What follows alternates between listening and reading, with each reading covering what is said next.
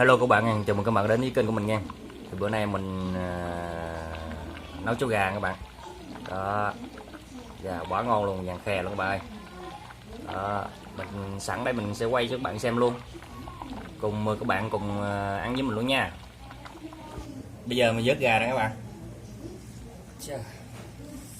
Wow, quá ngon luôn các bạn ơi.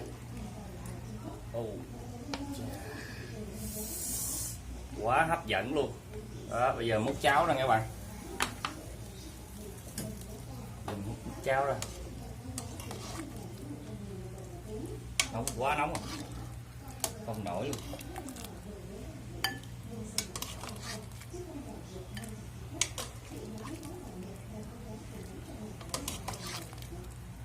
Màu vàng ôm luôn,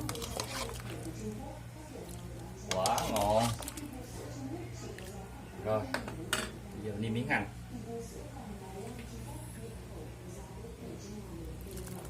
Và miếng hành vô các bạn. Đó,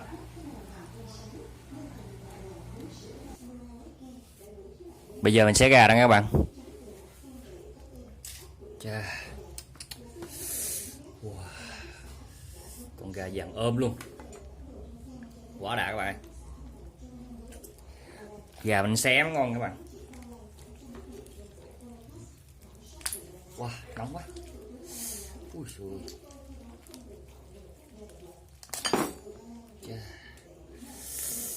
Nóng thiệt, thơm quá các bạn ơi. Nhìn hai cái đuôi nè, đã các bạn. Đó,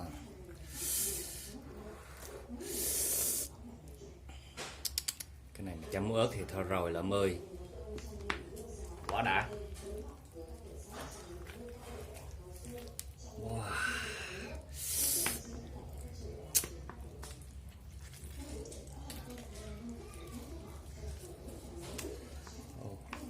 Này mình ăn với gỏi nha các bạn. Gỏi mình làm xong rồi mình để bên kia kìa. Này mình ăn với gỏi mới ngon. Gỏi mình có củ hành với lại củ hành với rau răm. Nóng quá, nóng quá các bạn ơi. Đó, xé từ sớ ra.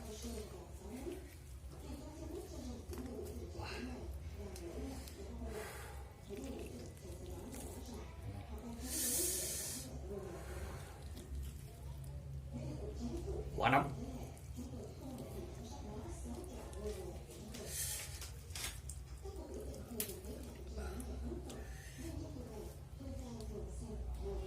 Hello các bạn. Đây là muối ớt chanh các bạn. Giờ mình nặn chanh vô nha. Muối ớt có lá chanh với mình là nặn chanh vô luôn, nó thơm. Đó, ăn này về mới ngon. Nặn thêm miếng nữa các bạn. Vậy lên. Đó, bây giờ mình sẽ review cho các bạn xem nha các bạn. Mình mời các bạn nha. Đầu gà thơm quá ngon luôn các bạn ơi. Mời các bạn nha. Wow.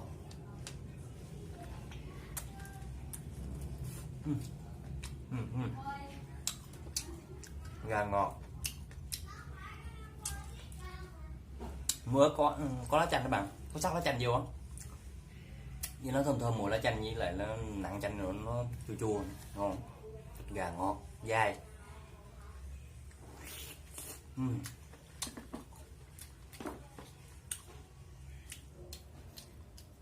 Này mình kèm với gỏi các bạn, củ hành rau răm. Đó, mời các bạn nha.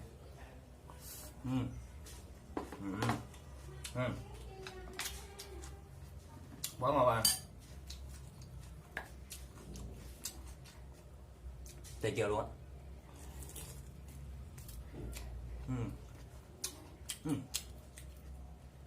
Gà ngọt quá ngon, có miếng cháo được.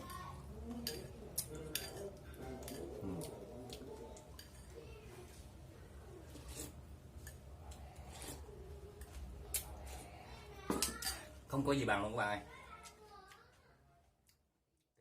quá ngon.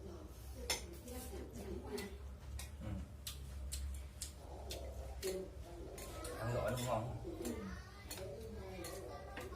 Cái gỏi nhiều.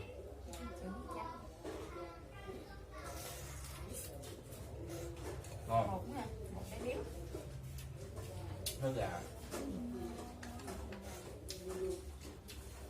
Cho người ta luôn. Nói ra thì có không xé bỏ vô đây. Không xé bỏ vô đây.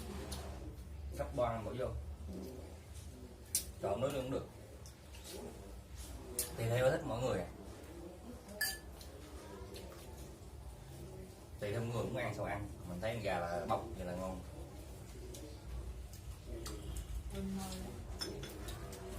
Gà. Ngon quá. Rồi các bạn nha. Trống phao luôn á. Dai à? Nó được em. Mẹ chứ. Nó được. Mềm ghê luôn, cắn tới răng. Quá thương.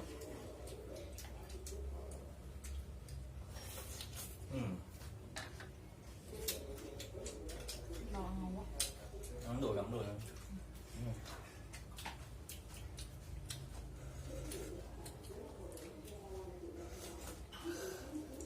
Hoàn còn than quá. Bỏ đá rồi còn than. Để mua than bạc.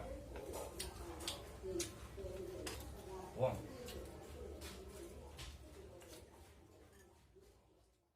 Ở ra đây đây.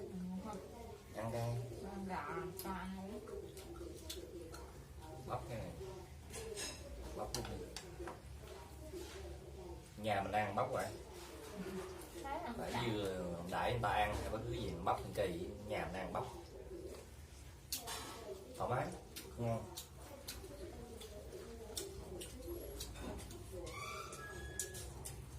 Da da vàng. Em mua cho chanh. Còn gì bạn?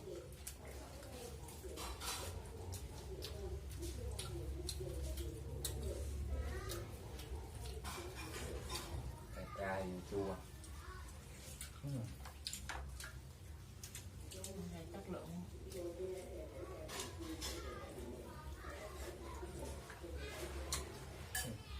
Ăn cái đùi nó non. Cái đùi nó non.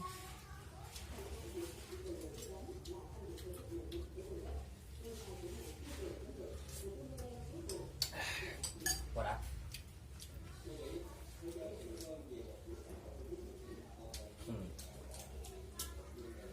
Bữa ăn bữa da hay ăn da luôn. Là không dán rồi.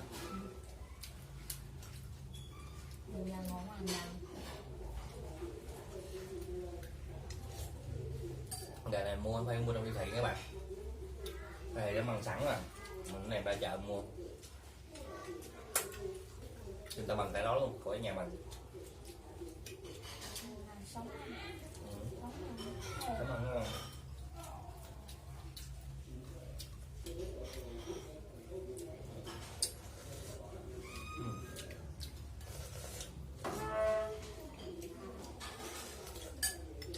Nấu cháo là nước một. Một biếu. Này kẹp cái miếng này ha. Kẹp miếng củ hành.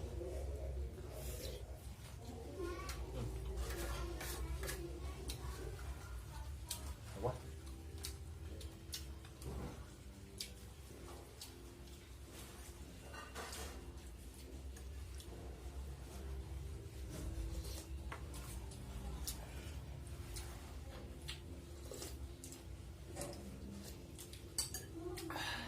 Ăn đít gà mà được. Đẹp quá. Không đâu. Đã các bạn. Đó, chấm vô. Wow, mời bạn nha.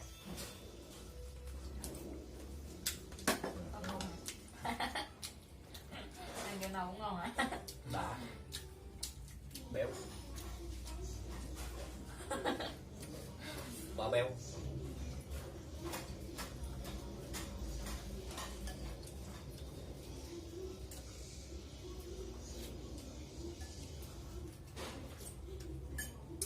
mỡ dưới này, quá mỡ.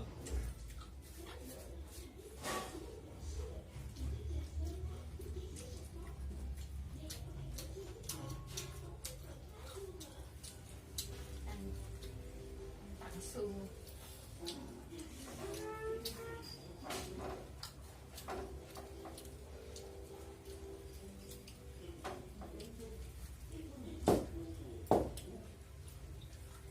Kẹt nó vô ăn không? Đấy. Nó kẹt lắm.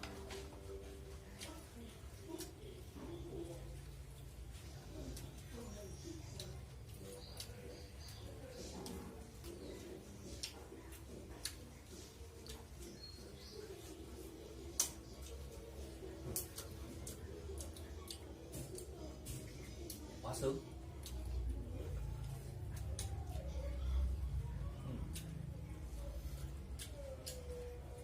Thịt vô motor.